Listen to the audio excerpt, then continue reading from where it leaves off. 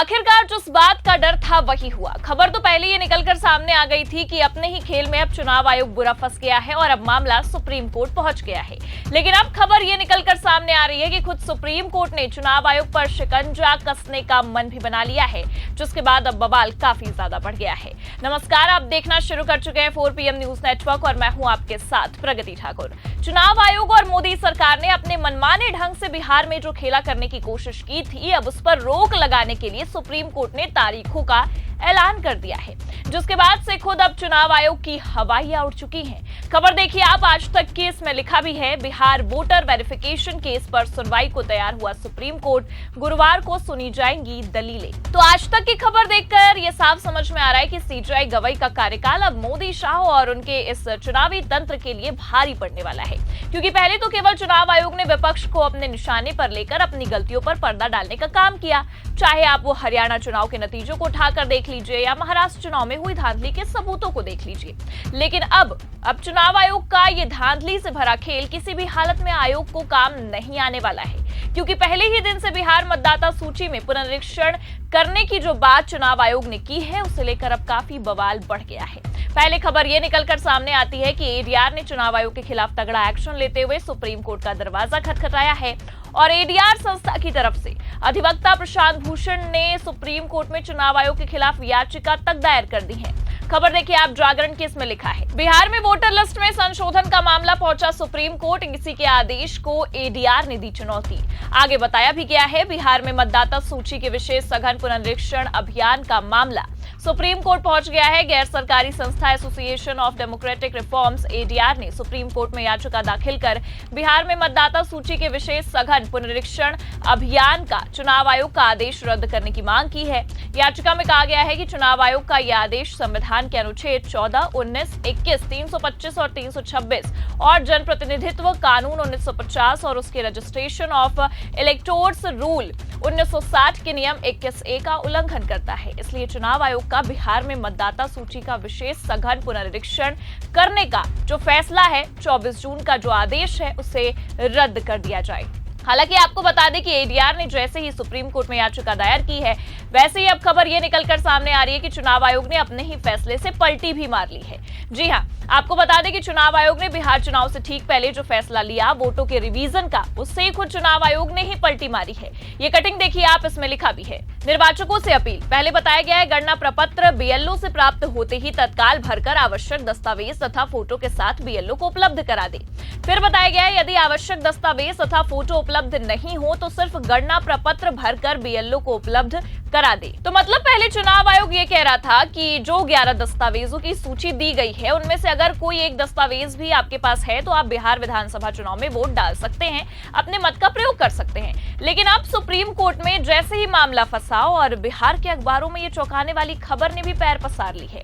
इस खबर के मुताबिक आप देख सकते हैं कि चुनाव आयोग ये कह रहा है कि अगर वोटरों के पास जो दस्तावेज चुनाव आयोग की तरफ से बोले गए 11, अगर वो नहीं भी हैं, तो भी BLO जो गणना प्रपत्र पत्र आपको दे रहा है, उसे भरकर अगर आप उसे दे देंगे तो आप मान्य हो जाएंगे।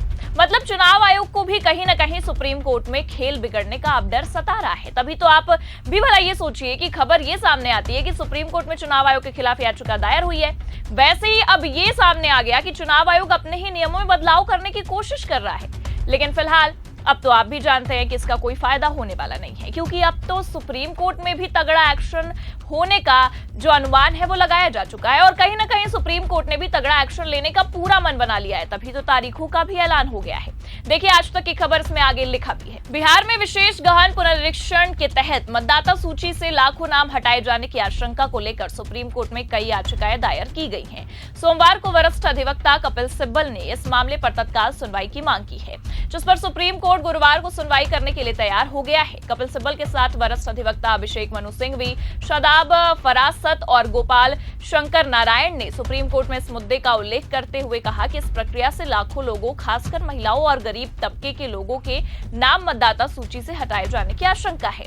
याचिकाकर्ताओं की मांग है कि संशोधन प्रक्रिया पर तत्काल रोक लगाई जाए। उन्होंने ये भी कहा है कि मामले की सुनवाई आज या कल की जाए, क्योंकि चुनाव आयोग की ओर से निर्धारित समय सीमा बहुत कम है।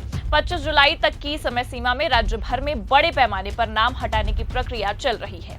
तो अब वरिष्ठ अधिवक्ता कपिल सिब्बल ने भी इस मामले में एंट्री ले ली है, जो ये साफ दर्शाता है कि इस बार चुनाव आयोग की हवाइयां जल्द ही उड़ने वाली हैं, क्योंकि आपको बता दें कि पहले खबर केवल ये सामने आती है कि प्रशांत भूषण ने एडीआर की ओर से जो संस्था है याचिका सुप्रीम कोर्ट में दायर कर दी है। हालांकि आपको बता दें कि एडीआर वही संस्था है जो चुनावी और राजनीतिक सुधारों का काम करती है।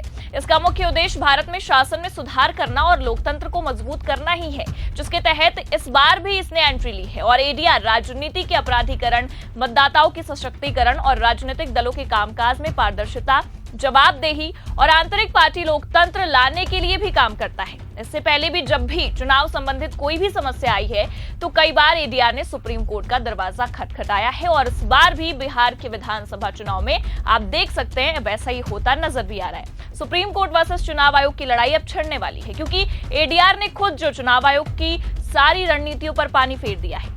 लेकिन हैरानी की बात यहाँ पर यह भी है कि केवल प्रशांत भूषण ही नहीं, बल्कि तमाम लोगों ने, विपक्ष से लेकर वरिष्ठ वकीलों तक ने भाजपा सरकार और चुनाव आयोग के खेल के खिलाफ याचिका दायर की है सुप्रीम कोर्ट में।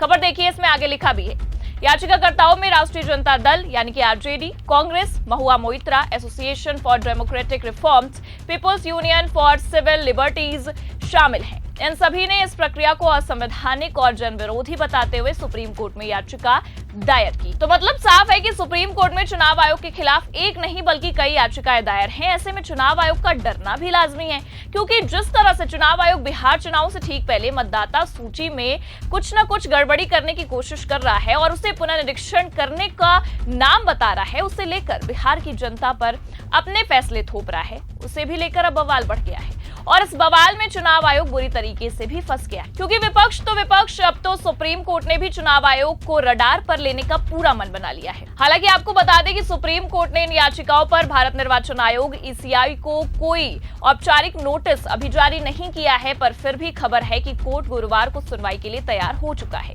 याचिकाकर्ताओं को निर्देश भी दिया गया है कि वे अपनी याचिकाओं की एडवांस कॉपियां निर्वाचन आयोग और केंद्र सरकार को सौंपे, ताकि संबंधित पक्ष भी सुनवाई के लिए पूरी तैयारी के साथ उपस्थित हो सके। अब ऐसे में देखना यह होगा कि गुरुवार यानी कि 10 तारीख को होने वाली सुनवाई में चुनाव आयोग का क्या हाल होता है।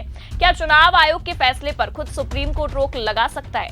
आप क्या सोचते हैं इस पूरे मामले पर? अपनी राय कमेंट करके जरूर बताइए। खबर कैसी लगी लाइक और शेयर जरूर करें, और अगर चैनल पर नए हैं तो सब्सक्राइब और ज्वाइन करना ना भूलें। देखते रहिए 4PM न्यूज नेटवर्क। नमस्कार।